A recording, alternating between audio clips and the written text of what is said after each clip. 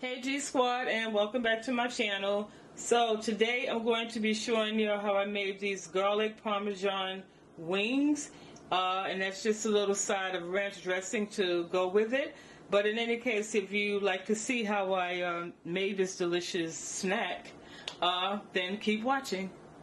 Alright G Squad, so here are all the ingredients on the counter.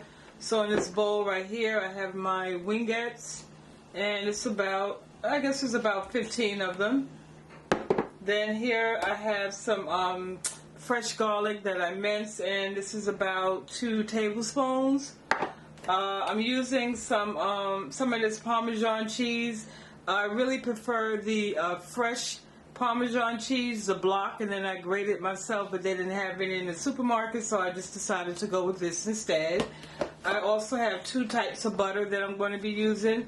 I have a whipped butter, and also I'm going to be using a regular stick of butter, and they're both unsalted. And for this is the brand that I'm using, and I'll make sure I'll type the brand in the description box. And then my seasonings, I have black pepper. I'm going to use some of this Creole seasoning. Then I have some, actually I'm not going to use the pink Himalayan salt since I'm using the Creole seasoning.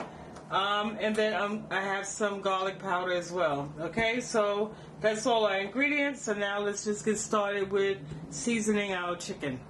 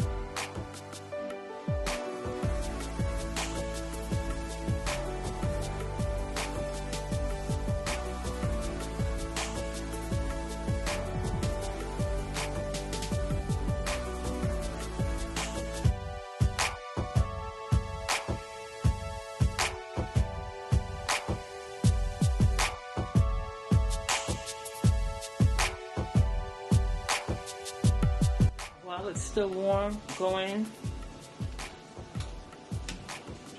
that and mix it up, and then this is going to start to melt.